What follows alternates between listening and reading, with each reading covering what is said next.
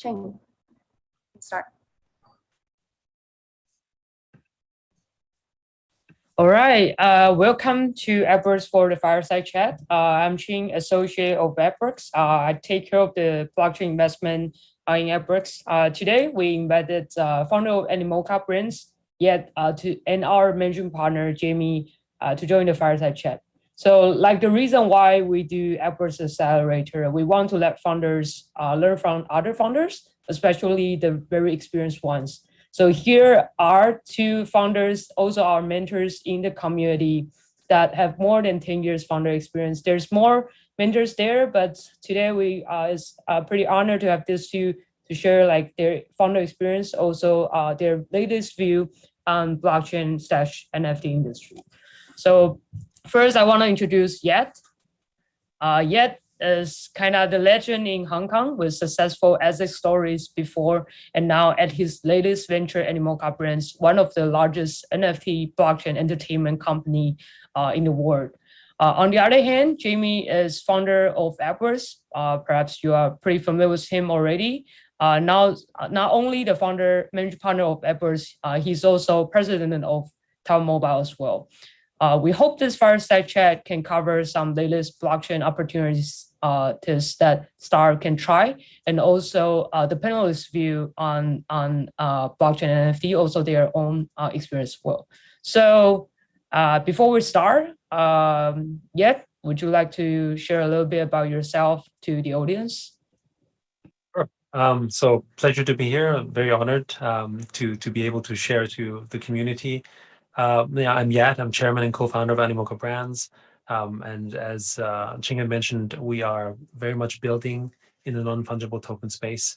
And I think, a little on my background, I actually, although I'm Chinese, I actually grew up in Austria. I was born and raised there.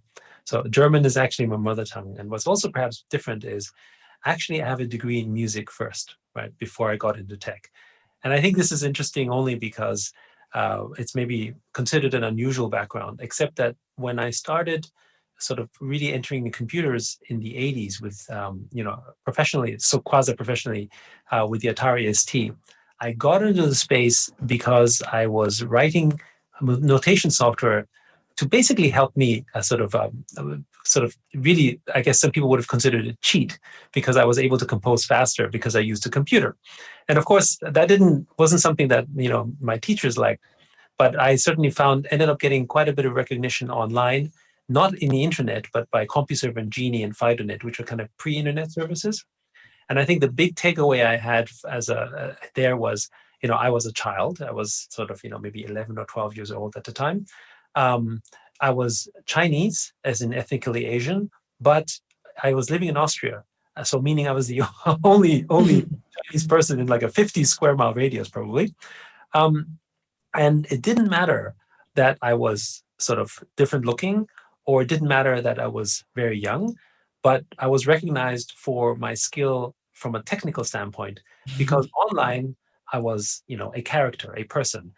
And I guess maybe that was my earliest, although I didn't realize it, my earliest introduction to a quasi-metaverse where I could be someone recognized for who I was, not maybe how I looked like. And that led me to a job at Atari, who, when they actually realized, wait, I'm a child, right? And I still ended up working for them because I knew how to do something that others couldn't at the time. And I think this has been the trend that we have been seeing, with early internet, with mobile games, and now with blockchain as well, right? This is a repeating trend. And I think this is something we'll continue to see. And, without going too much into my background, my history has been a record of that. And I have never really thought about it. I just did it. But if I reflect back, we set up one of Hong Kong's first internet service providers in '93, early cloud computing center that was sold to IBM in '98, right? Mobile game company in 2010, 2011. The trends were similar. We saw something that could have potential. But again, the talent acquisition and everything was also similar as well. So I guess we just lived it and we saw that. So I mean, that's a bit of my background, and we've been doing this globally, but of course, Hong Kong is my home, and so I operate here, but as an operation, we are all over the world. Cool, that's pretty interesting background, and we'll definitely dig deeper into that as well later. So Jamie, how about yourself? Well, I think the AppWorks community has sort of known me for quite a bit, but I do share a very similar background to Yat's, right? So I grew up coding, putting my computer together. I grew up dialing up to the internet even before there was HTTP and www.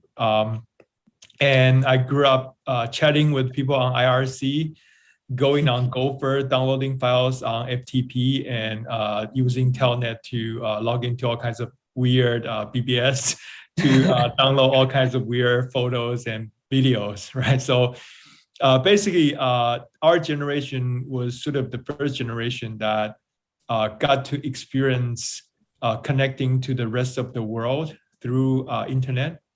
So by 21, I co-founded one of the earlier e-commerce companies in Taiwan. And then by 22, I experienced the dot-com boom. So even though our company was doing well, funding dried up, so we had to pivot. And back then, we wouldn't be able to raise any more money, so we had to start making money. So turned our company into a B2B company and started wearing my suits, driving around the Hsinchu Science Park, selling our enterprise software. So by 22, I was already at a young age learning how to sort of knock on enterprises' doors, door by door, and sell this complicated type of software that isn't really gonna generate value for you until the project's done. So you're essentially selling a vision, selling a dream to big enterprises. And then by 2023, I moved to Shanghai to start our China branch. So was experiencing this huge market, huge country, and working with a lot of the early sort of tech players in China. So very similar experience with Yats. We're similar in our age, so went through very similar periods. And really, if you look at what is happening to blockchain and all the ups and downs, and people have all kinds of vision for it, and some people don't believe in them. Some people feel that, oh, it's about all just but a hype. Some people were too focused on the prices of tokens. I think you see very similar pattern of what we experienced during the dot-com boom and burst during the late 90s and early 20s. So we're keen to help this new generation of entrepreneurs go through all these sort of different phases and really build lasting values. I think probably that's why what our generation should do to pass down the torch. Got it. But you kind of missed the time you started AppWorks, which is 29. Well, I think people are all very familiar with that. There's new audience from Animoca Yes fans. So yeah, okay, I say that. Started AppWorks in 2009, and then started AppWorks Accelerator in 2010, one of the earliest accelerators in Asia. And then we started managing funds by 2012. And now, fast forward to 2021, we have graduated more than 400 active startups. All of them together are doing more than $10 billion in annual revenue and providing more than 18,000 jobs to the region. And AppWorks itself is managing $212 million US as a VC firm. So that's where we're at. Cool. All right. So the first topic I want to touch upon is that the changes of you to as a founder. Seems that you all have a fruitful background, that yet you mentioned that at a very early stage you use leverage computer to kind of cheat on your music composers tests, and also later on build an email and later service in Hong Kong. Also sold another company to IBM, and Jamie, you also experienced pivoting from 2C model to 2B, and also go to Shanghai and later on come back. Not talk to enterprise but founders. So as a founder, if you look back on yourself, on your own observation, what have changed and what have as a founder? I mean, so much has changed, right? But I would say, I think when you talk briefly, and I can't talk about all of it because it's just so much, right? But one of the big changes around, I think, is culturally the acceptance of startups as a viable path, right? I mean, I remember coming to Hong Kong, right? And actually, this is a separate story, but my mother has a Taiwan background, right? But separate from that, I came to Hong Kong and the set up an ISP. First issue was I was still a kid, right? Basically selling internet service. And you don't buy from children, right? This is no such thing, right? I also used to have long hair, which was worse, of course, because everyone's like, what? You're a kid and you have long hair and you're wearing jeans and you wanted something like, the idea that someone young has anything of value to offer to someone older was actually alien, right? And I think you felt it much more back then. And today, it's almost, ageism is the reverse, right? You're like, what? The founder is kind of old. And, yeah, exactly. I think both is wrong, but the point is, right, that the ageism went the other way, right? Because the assumption was young founders don't have experience, don't have wisdom, don't have knowledge, right? Certainly don't have money. And I think when you think of how that's changed, now building a startup or being a founder is almost heroic, right? But back then it was, my first experience as building a startup is because you're unemployed, right? You don't have a job, you don't fit anywhere. Let's start a company, right? So that's definitely changed. And I think but I think the macro shift in all of this is that the evolution of change is rapid because of technology, right? And by technology, if you look at things like open source, if you look at access of information, if you look at the general network effect, everything is something that we can access. Meaning now, a 5-person organization can challenge a 10,000-person organization because it has tools available because of the spread of the internet, because of open source, because of all that. So that's changed, right? In 98, when we started Outblaze, we were the largest Linux deployment, okay? Sort of web hosting and email.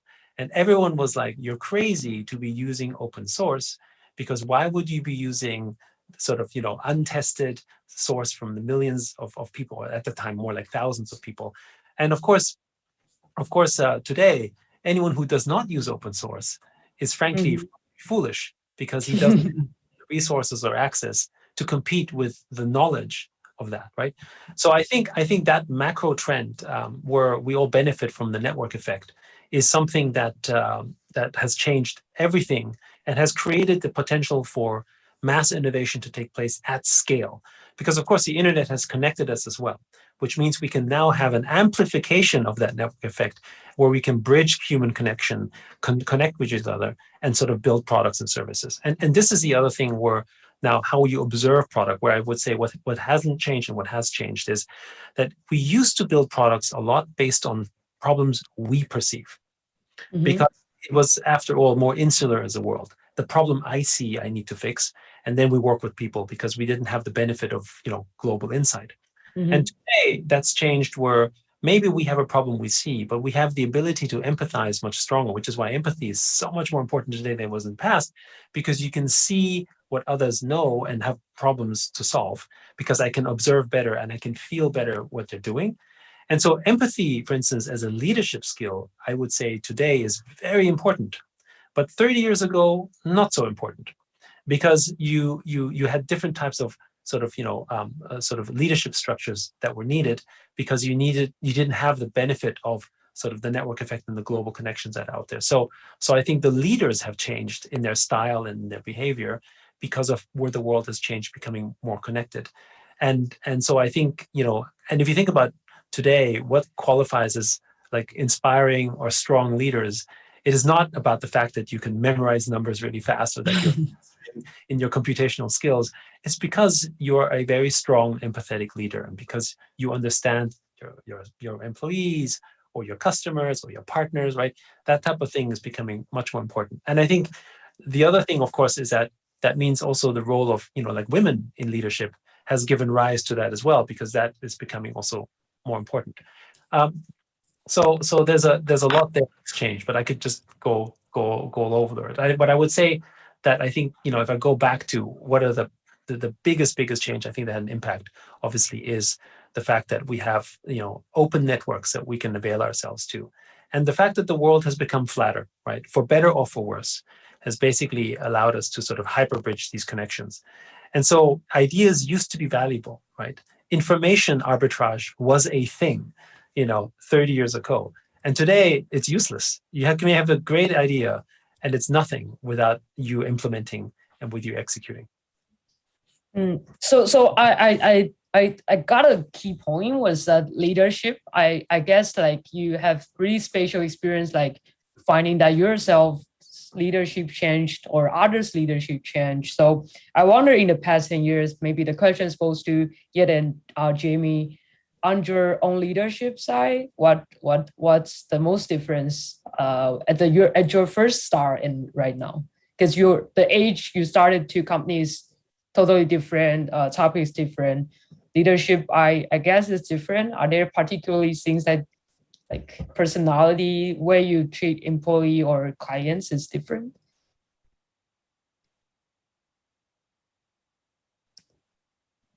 So is a question for me or for Jamie? Yeah. I think you can see Jamie want to go ahead first or yeah, you can go first. Yeah. I mean, so look, I think obviously one of the big things I think that's changed with leadership today is because of the fact that the hierarchy as we know it has sort of really been killed off in a traditional sense, right? And authority has also changed. And I think we've went to a path where we accepted authority and truth to be one that came from the top, right? That was just a way in which we manage societies.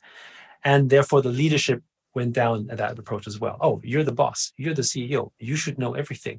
We listen to you, right? Top down.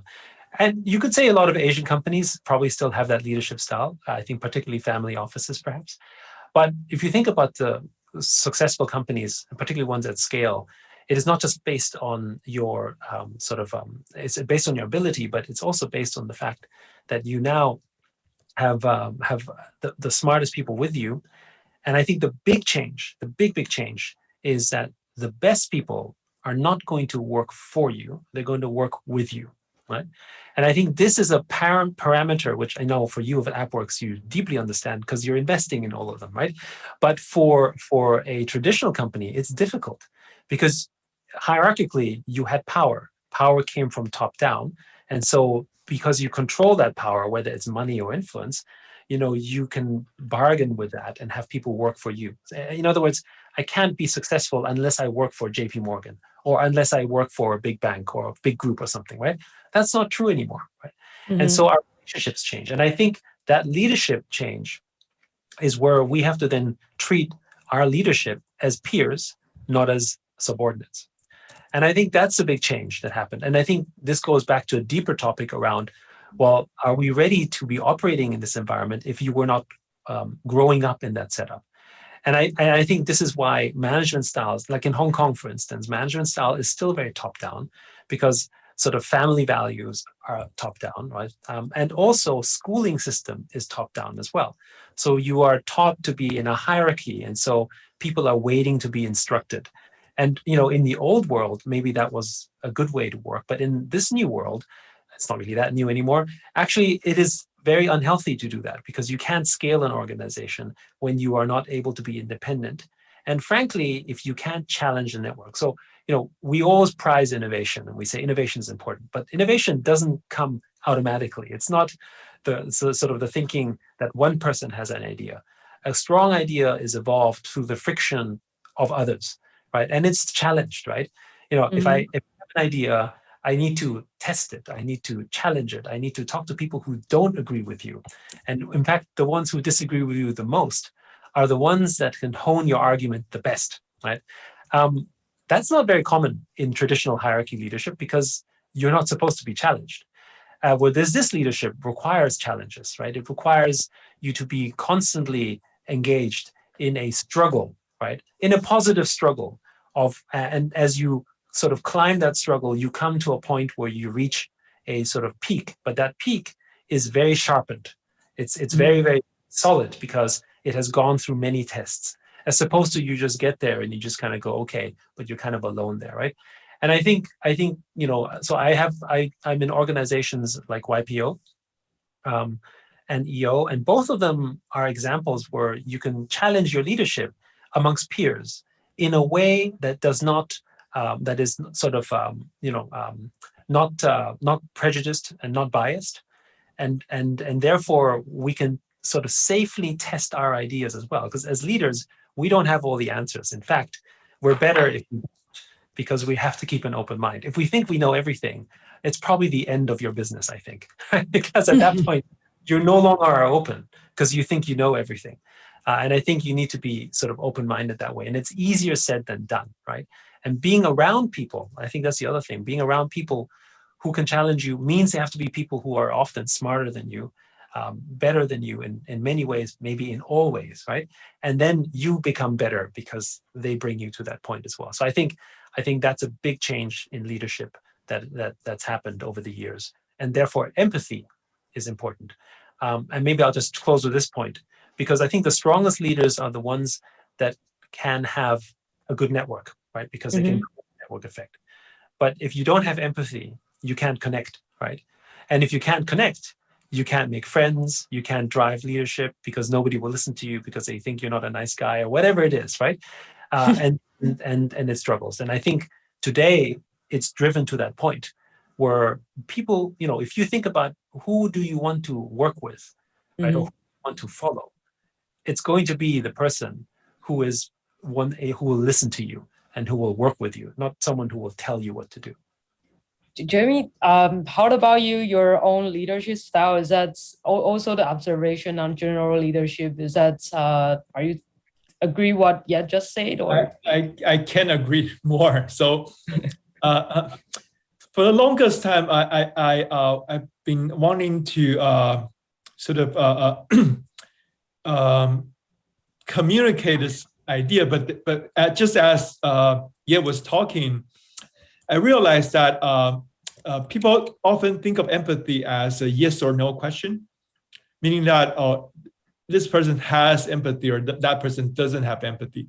But then I realized that we should really communicate empathy as sort of a skill level type of thing. So either you have 0 point of empathy, or you have 10 points of empathy, or you have 70 points of empathy, or you have 99 points of empathy. So it's like an attribute in your RPG game, right? So, and the more points you have, the more what I'm trying to say is the more points you have in empathy, the more effective you are as a leader, right? So the more you understand people, the more you understand where they're coming from, where they're going, how they're feeling, and how you guide them towards the direction where the organization need them to go, and how you allow them to make mistakes and grow as individual and mature and empower them, the more effective you are as a leader. So if we can actually make this into some sort of things we talk about, right? So we if we can effectively help people add points to their empathy attribute as an RPG character, then we can actually systematically groom more effective leaders, right? So I think as Yat was talking, I really was coming to this realization: we shouldn't be talking about empathy as a yes or no question. We should really talk about it. We should have really come up with some sort of way to sort of measure how empathetic a leader is, and come up with more programs, more systematic methodologies to help a founder, to help a CEO sort of add points to his or her attribute scale. And if we can do that, we can actually groom better founders. And so my point is that really sort of encapsulates my experience sort of evolving as a leader since I co-founded my first company when I was 21. So back then, you're brought up in this authoritarian type of mindset, and it's really about getting things done. So you're gung-ho about doing things right, and if people don't follow your instructions exactly, or people don't get things done, you get mad at them, and you want to replace them. You want to hire somebody who can get things done. And from there, throughout the time, I start to realize the more I can work with people, the more I can make them better, the more I can do more things and become more powerful in the future. So Ching, you have been working with me for more than a few years. You probably also observe my evolution over the years. So these days, I'm really all about We'll empowering. add more attribute to your like character in the metaverse, definitely. A huge improvement on that. Yeah, so I'm more about empowering you guys. Sometimes even allowing you guys to make mistakes. Sometimes even come up with programs to help you become better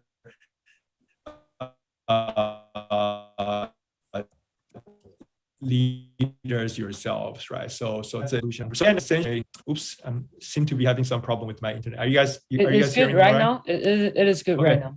Okay, so essentially what I'm saying is, I think increasingly business leaders will need to act more like VCs. So you need to be able to see potentials of people who work with you and empower them to grow, right? So I think one of the reasons why Yat is such a effective founder and effective leader is because he's not just leading a company, but he's also investing in other startups. So he's essentially applying what he learns as an investor and using that to become a better leader. So I think increasingly leaders will need to apply things we do as VCs to be more effective. That's essentially the point I'm getting at. Yeah, no, I agree with that. Yeah, maybe just to add. Sorry. But I think we might need to pause on the leadership and a little bit right now, because we already spent like a couple of minutes on it, and I think some of the audience really came this to see like why are you so bullish on NFT and blockchain or even crypto? I wonder, like, I think we should let Yat at that point. At a leadership point, sure, yeah, of course. Yeah, no. I guess what I'll close with this one, which is that you will find working, if you can inspire others, you will work faster and better with them than if you instruct them, right? And I think this is the big thing, right? I think empathetic leadership is about inspiring, right? And so if you can inspire them, then they will work much harder because they understand why they're doing it. They understand the mission and the purpose behind it. And I guess to that point, let's talk about NFTs and blockchain, because I do find that is a mission for us, right? And I think this is the part, I consider ourselves lucky because, how often do you get a chance to work on something that is not just work, that is maybe meaningful, but it is something that is purposeful, right? And I think many of us strive to do something that has purpose and impact, but never quite get there. And I think what we're doing with NFTs and blockchain has that potential, and by communicating this, we can get there. What are you trying to get in the future? Because there's a lot of say about that. Say that you want to build an empire of blockchain gaming industry. Let me start with the macro. I think it's important to understand the macro here, which is around the importance of digital equity, which we don't understand, right? Meaning that if you think about what is the most valuable thing online today from an asset standpoint, in fact, it is your data. It is blocks of data, right? Without the data, there can be no network effect intrinsic to things like Facebook or WeChat or Tencent. It's all in the data, right? So we know that that's valuable. And so the next question then becomes, who owns that data, right? And actually, we come to realize that the data is owned by the platform, and you don't own any of that. But because in the past, we felt that our digital life was a support for a physical life, we willingly surrendered our data ownership for convenience. Because after all, it's a subset of our life. It's not our primary life. Except now, today, in this world, what actually happens if you get deplatformed, if you're not in the digital world? What happens to your personal life, to your social life, to your business life, if you lose access to Facebook, the internet, Google, WeChat, whatever service you're using? Actually, your human right is diminished, perhaps you might even be living a quasi third world life, not being right. And this is what you see today. Societies that don't have good online connection and don't have access to information or data actually are less better off, right? We know this, and therefore data rights ought to be a universal human right, but it is not, because we exist on the terms of service of a platform, meaning it's Facebook that rules it, it's Amazon that rules it, it's Google that rules it. And so really what we have today is digital kingdoms, and all of us here are in fact digital serfs. We don't own any of our data. And so when you start thinking, well, that's kind of a crappy situation, how do we get out of this? To us, non-fungible tokens and blockchain is the answer to basically what most people commonly refer to as Web3, right? So Web 1, Web 2 was about sort of access of information, but because we couldn't handle the information, we allowed to give it to these platforms that basically were sort of milking and sort of basically obtaining the value of that data, but in the process usurped it and took it for themselves. And we get 5% of the benefit to be on the platform, and they get 95% of that. So it's feudalism, right? It's like the medieval ages, except it's digital. With Web3, the whole parameter is around you own the data, right? And the consensus of that is community owned, not centrally controlled. That's blockchain. And so non-fungible token uses essentially blockchain technology to ensure that you own those data rights and the network effect that is intrinsic in the data. Imagine Facebook, but all the data is public, right? Now everyone can build on top of it. Nobody can remove it, right? What kind of world would that look like? And you know what? How did Facebook become powerful? By having APIs, by telling the world, come build on our platform. And we had Zynga, and we had this, and we had that. And then after Facebook became really powerful, what did they say? You know what? I don't think you should be there anymore. And they stopped access, they changed the rules. How many thousands of companies went under because Facebook or Twitter changed the rules, right? After these same companies made Facebook and Twitter powerful, right? This is the world we're in right now. Blockchain non-fungible tokens give you those digital data rights. You own that data right. You own the intrinsic network benefit of it. And I think people forget sometimes that when they look at the people, they say, oh, NFTs are these expensive, crazy things. But it's not that, right? It's actually basically the parameter for owning your data, right? And getting the network effect of that. And why do we want to address it from a gaming perspective? Is because we think gamers already are in a 0.5 version of understanding ownership of data, because they already play games, which is data, right? Like my virtual sword is not a real sword. It is a block of data that has some intrinsic value attached to it. But of course, it's not owned by me, but they don't think of it, right? When I buy a virtual sword, I think of it as ownership. I don't think of it as rental, even though that's what it is. And so we've educated 2.7 billion people in the world today around the fact that you could own something virtual that has value. And for me, this is really important, because if you don't have digital ownership, if you don't have property rights in your digital world, then it's not worth fighting for, right? Why do we care about property rights and democracy? Is because the democratic system guarantees that the governance makes sure that I own my property, that nobody can suddenly change the rules. That's why we have a judiciary. That's why we have elections. If someone does something I don't like, bad for my property, bad for my ownership, I vote them out, right? That's what I have a consensus to do that. You don't have that online. So we think we need to give people digital ownership first, because they will then understand the value of the asset, right? If I now sit on thousands or tens of thousands of dollars of sort of digital property, I want to protect that. I want to make sure I don't lose it. How do I not lose it? Oh, I need to care about consensus. I need to care about a mechanism in which it stays decentralized and not give it to someone who has the right to take it away, as they have done so many times, whether it's the Apple App Store, Google Play, Facebook, and so on. So that's the big mission, why NFTs are important. And we go into use cases, but that's the big vision. How about your view on why NFT and blockchain is so important, Jamie?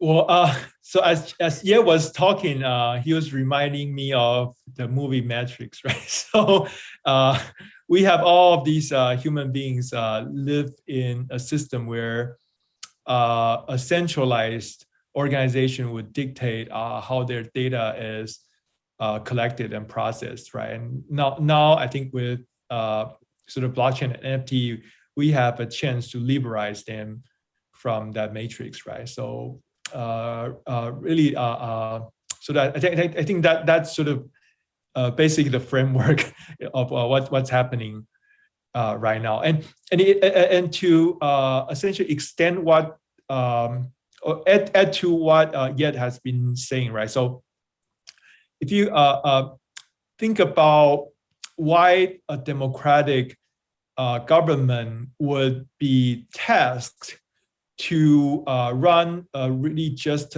judiciary system and to protect people from their protect people of their ownership. It's because that is what the people wanted, because that's those were the big problems they had during sort of the previous paradigm in which sort of authoritarian regimes or sort of emperors rule them, right? And they don't have a good system to get justice against the elites, and they don't have a good system that would protect them from being sort of ripped off by sort of the rich or the sort of governments, right?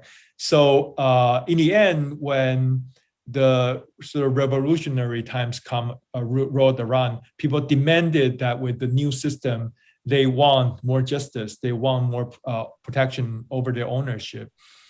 But then again, this version of the government, right, the democratic government, still has some flaws, right? So you can still have wars, you can still have malfunctioning governments, and in the end, if a democratic government is being taken over or it's not functional, then the judiciary system will not function, and your ownership rights will still be threatened, right? So I think people didn't just want a democratic government; they really want an ultimate protection of their human rights. So that's why I think people will eventually want these protections that has gotten established to move to a state where it's even more safe. And I think blockchain is the answer to that. So once these things are decentralized from a single government, from a single court, from a single sort of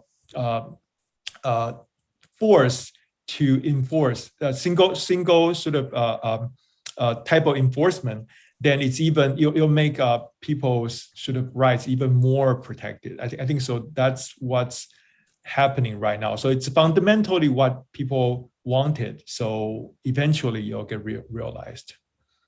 And maybe to add to that, I think what blockchain delivers is truth at scale and transparency in a way that was really not seen before, right? So I think that's really powerful.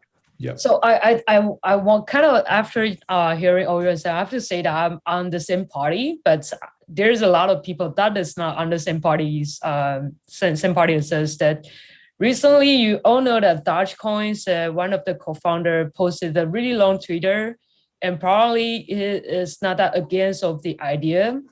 So some people are saying that blockchain or maybe crypto. Of course, ideally, you can kind of fulfill all of the dreams that we mentioned earlier.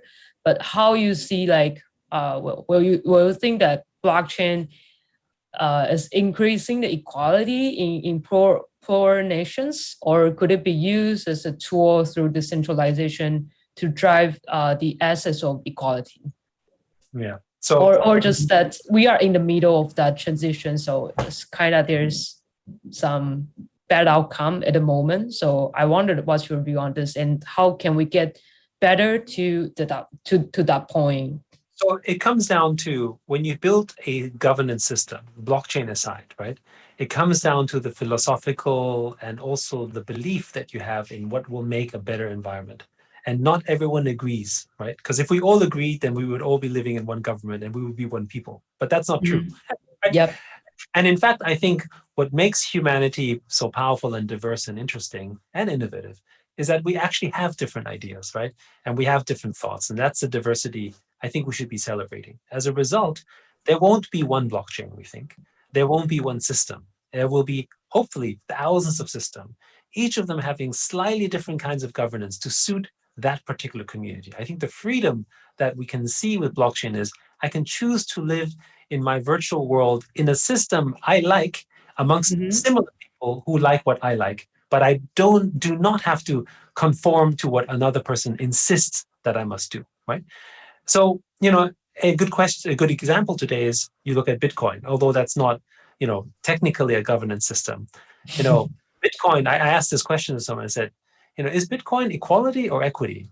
And it's probably equality, right? Because of the fact that whoever got access first is great, which is not great for anyone who comes in later, right? And therefore, one may argue that Bitcoin as a nature is more exclusionary in style because it's not as inclusive because it's difficult for people to get in, right? As an example, right? Whereas, other systems might be more equitable because they maybe have more of an inflation rate, or maybe based more on sort of new user systems that come in or encourage new users versus other users, or maybe they have a higher, so let's call it tax rate, right? So they can distribute the income more broadly. And some of us love low tax rates, so we live in Hong Kong, and some of us like high tax rates, so we live in Sweden. And again, we choose to be in these places because we agree with the way they do things mostly. And it's never perfect, right? But that's the point. And so I think for blockchain, there will also be those cases. And I think at the end, it's a community, because every chain, really its value comes from the community. And if you have such a bad system that nobody likes it, then the chain will die because there won't be anyone to uphold the consensus. But if you have a good system, one people care about, you could argue that there might be some chains that might be inherently not very, let's call it nice, right? Because the people using it are maybe more greedy or more whatever. Okay, well, that's their world. And I think, one has to ask the question of, should we allow people to at least express their views and opinions freely? Because, we may disagree about what people think, but should we allow people to censor their views? I don't know, right? And today in the digital world, you now have full-on censorship. Not even, I don't mean like in what may happen in places like North Korea or whatever, right? But I mean, even in the US, right? There is already a form of censorship that takes place if Facebook or Twitter or Amazon don't agree with you. And who decides that whether that is good or bad? And should we really be the judges for this, right? So I think the censorship resistance on blockchain actually creates, a bigger discourse and a more healthy conversation around sort of the idea space, in our view. So I think, there will be bad projects, there will be good projects, but generally speaking, if you are optimistic about where society will go, then the good things will ultimately bubble up, because that's where we want to aspire to, I think, at least for most of us. So speaking of, so you mentioned that there will have tons of blockchain, they will have tons of system. So I know in reality, there's a lot of protocol out there already. So I wonder what's your favorite at the moment and why? The favorite question. We can probably put a coin map price at the bottom, see whether like the price surge or not. Just well, joking. look, first of all, I mean, I think we both have a vested interest in this, but we very much like flow, right? Us too. And again, but when you think about, flow is still early, right, relative to something like Ethereum. We also like Ethereum a lot for the historic legacy that is brought together, but we recognize some of its inefficiencies, right? But I think when you think of something like flow, what is it that we like about flow? It's not so much that it's a super mature chain, because obviously it's really just recently emerged, but it's who's building behind it and what is the ethos of the people behind building it, right? And what kind of world do you think they're building? So that's the other thing, right? To the point that the project isn't ready yet fully, you can see what is the mindset of them building truly for a decentralized future and how they're thinking about it and what's the consensus around that. And so we can sort of back something like that, right? Now, on the topic of sort of token ecosystems and chains, it's not only related to sort of layer ones, right? It's also ecosystem tokens as well, right? So we like what's being built. Obviously, our own tokens like REVV or SAND, because we think we're going to build up ecosystems that we think will be based more on equity. And we think that's important in the way that we want to construct it. Right? And I think we see some of that effect in some of our portfolios like Axie Infinity. If you think what happened with AXS and SLP, it is creating incredible opportunities like the Philippines, lifting hundreds of thousands of people out of poverty, right? And they're not making millions of dollars, they're making thousands of dollars or hundreds of dollars, which in the Philippines is the world. And it is incredible what it's doing. And the system and the design was also constructed around a thinking more of equity. And as a result has helped a place like the Philippines, which, by the way, may not be the right system maybe for places like Taiwan or America, right? It just because it works in the Philippines doesn't mean it works elsewhere in the same way. And I think this is true for all tokens and all governance systems. So for Jamie, because we saw a lot of blockchain founders. So, and I think not all the founders have the ability to build their layer one protocol. Most of the time, they need to choose one chain and they only have limited manpower. So what will you suggest that founder to look at? Well, what kinds of things they need to consider when choosing where to build their application? Well, there are more than a few things, right? So of course, if you're thinking about it from more of an engineering type of criteria, then you would think about sort of the robustness of the chain and the easiness of building on it, the scalability of it, the speed of it. You'll think about all these technical metrics. And then if you're actually monetizing through the native tokens or coins, then you need to think about if there's a lot of holders of that native token or coin, and then are they active or not? Are they the type of users you're targeting? And then on top of that, if you're not just building a standalone application, if you're integrating with other people's wallets or other people's tools, then you also need to consider the ecosystem around that chain, and if that's going to empower you to get your application built, right? So there are at least 2, 3, 4, 5 different pockets of attributes that you need to consider when you're choosing a chain. And yes, it's a very complicated question, right? But it's a decision. Once it's made, it takes a big effort to migrate, right? So you might as well do your homework and really make the right decision, right? So it's much harder than if you were a sort of web or app builder, and it's almost a no-brainer to choose AWS, right? But in choosing a chain, it's sort of much more complicated than the previous generation founders as they chose sort of web services. So speaking of advice to founders, I know that Animoca has a lot of great portfolio companies in your portfolio, and there's as Infinity you mentioned, you also have Flow, you also have Sandbox.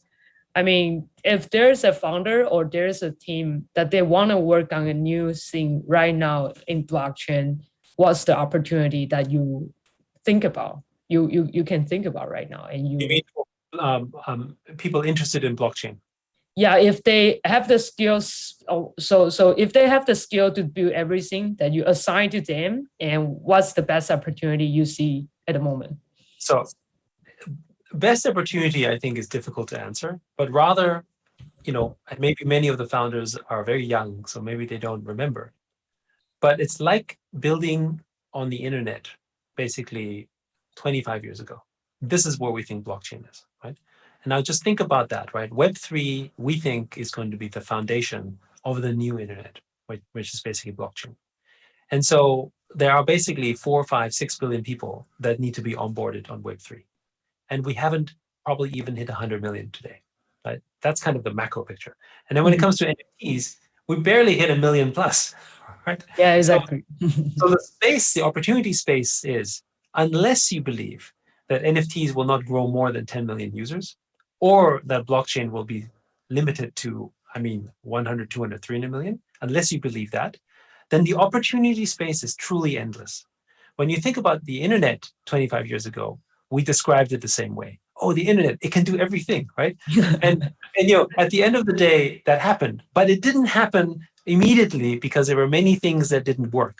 Like, could the internet save your life? I think today it can give you medical advice, give you this stuff, give you that stuff. So 25 years ago, the vision was right, but building a product to save someone's life on the internet was probably not a good idea, right? Because the technology wasn't ready, the infrastructure wasn't there, right? But the potential lay there. So I guess, and when it comes to opportunity, it's always a question of the timing, right? And I think when you look at the sort of diffusion of innovation curve, I think founders for commercial success are going to try and see if they can hit the early adopter curve, right? And that's hard because often you have to be just before the innovator stage and then you hit the early adopter curve because now it's got traction. Kind of like what we saw with NFTs in the last 6 months. But the problem about the innovator stage is that the innovator stage can take 10 years to get there, right? And just look at blockchain, right? When Bitcoin was first launched, right? And Ethereum after. How many years before price point, before the true utility happened? It didn't happen very fast, right? It was many, many years before we came to this more sustainable moment.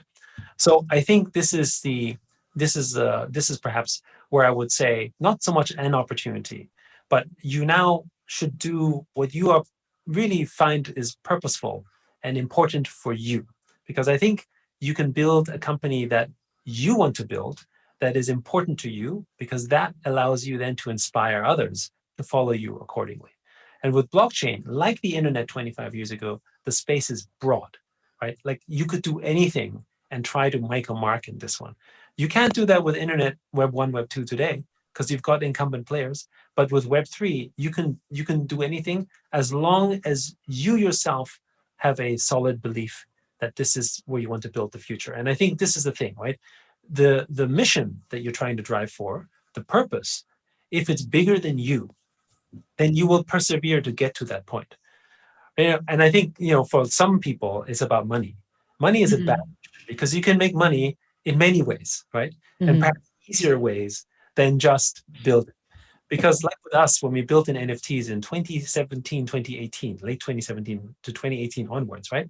It was a tough struggle. For those who remember blockchain, Bitcoin in 2018, $3,000, right? Everyone said it was a Ponzi scheme. Everyone said it was like rubbish, right? It was so hard, right?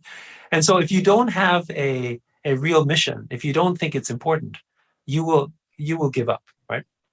And I think this is the part where for founders, I suggest when we talk about where to build in a blockchain space, I would say, I think NFTs is obviously the area to look at for property rights, but I'm not saying you should do it in games or in art, but you can use it in an application that means something to you. Got it. Great. Are there any other suggestion or opportunity you observed, Jamie? Yeah, I think I would fully agree with Yat. You shouldn't start with blockchain. You should start with the group of people that you care the most about and their problems or needs. And I think from my experience, that's the most sort of sustaining sort of a starting point for a founder. Because if you truly care about a group of people, you really want them to be well off, then you will figure out ways to solve their problems, right? But within blockchain, if you're truly interested in applying blockchain, I think the whole NFT gaming or play to earn paradigm, I think it's gonna accelerate in the next 3 to 5 years. I think 10 years from now, most of the mainstream games will be play to earn games or NFT based games. So NFT game founders will experience a 10 years of sort of a really great time. So if you're interested in that, now is the good time to jump in. I think DeFi for sure will revolutionize finance. For sure will revolutionize how people invest or borrow money, get credits, or save money, or save their assets, or exchange their assets. So it's already $100 billion industry. It's going to grow to 10 trillion or even $100 trillion. So in the next 10 years, DeFi is for sure going to take off. And I think there are still many more applications of blockchain that's going to sort of one by one come to time in the next 3 to 5 years. I think, like Yat said, if you are a pioneer, you're not afraid of loneliness. You're not afraid of doing things first and wait for a few years before the timing comes to you. I think there are numerous things you can do with blockchain. But then again, it's better that you're doing it for a group of people that you truly care about. Oh, yeah, it's pretty right. I mean, it's exactly right. That's founder and market really need to have certain fit. Otherwise, they will probably give up. Right. Or you make some money and you feel that you're happy and you wouldn't. Exactly. It's so easy for blockchain startups to make a few quick bucks, right? So yeah, I think we still got a couple of minutes. So sure. More specifically, what's Animoca's next move and what's AppWorks' next move? If you can share with us pretty quickly. I think Yat has a big news to announce today. Yes, well, actually, it just came out. So we just announced our NFT accelerator together, and of course, thank you. And we're very glad that AppWorks is also very much supportive of this and helping us out. So we're super stoked about this. And I think what is the reason we did the accelerator, NFT accelerator? Because we were thinking about it for a while ago, but maybe 2 years ago would have been too early. Now is the right time, because there's a lot of smart founders and entrepreneurs who want to build in the space but don't understand it. So they've got ideas, they understand some stuff, they have a problem to solve, but you know what? They don't understand how blockchain quite works or NFTs really work. Those are the guys I think that need maybe the most help in this space. And so that's kind of what the accelerator is there for. So it's called Launchpad Luna, which is basically a sort of a it's an onboarding process for someone who has talent to do NFT to tap into blockchain. That's right. And you don't need to understand NFTs and blockchain inside out, right? You basically just sort of, you obviously will go through the vetting process and figure out, but that's one. And we have, outside of yourself, some amazing mentors. We've got the Dapper Labs team, we've got Metacoven, we've got Whale Shark, we've got Holly Liu from Kabam, we've got, amazing people that are sort of helping us out here. So that's obviously one big news. But, I think broadly speaking, us as a company, as I said, we think gaming is a tip of the spear when it comes to sort of NFT and blockchain adoption. Property rights is the key thing. So you will continue to see us invest as well as acquire, as well as build in the space, whether it's through REVV, Sandbox, or investments like Axie Infinity or OpenSea. We'll continue to see us do that. For us, digital equity is what this is about, right? And so I think, to Jamie's point, this is a $1 trillion opportunity because of the fact that we're opening up essentially these digital feudal kingdoms. And so as we open them up, if you look back in history, what happened when we abolished feudalism and we basically gave rights, property, and commerce and democracy to sort of people at large? It created a massive industrial revolution. It created economic prosperity that was second to none relative to its time. And this is waiting to happen in the digital world. So this is where this is. And, as I said, we're going to focus on gamers because they understand at least elements of digital ownership, but they don't fully get it yet. And so our mission is to drive that. And so whether we do this through our products, our services, our tokens, and now our accelerator, it's all driving towards true digital ownership and digital property rights, on Web3. How about AppWorks? Well, I think it's really awesome that Animoca is doing it, and we are truly looking forward to support the NFT accelerator at Animoca. And I think people often thought of accelerator as organizations that compete with each other, but as a matter of fact, founders, right? They to become great founders, you need a lot of help, and there's no exclusive relationship between accelerators and founders, right? So at any certain point, a founder should go to a community or an organization that can best help you. And if you, some of our founders actually would participate in 2 accelerators at the same time because they feel that's the best way that they can get all the help they need, right? So that is why at AppWorks, we're keen to help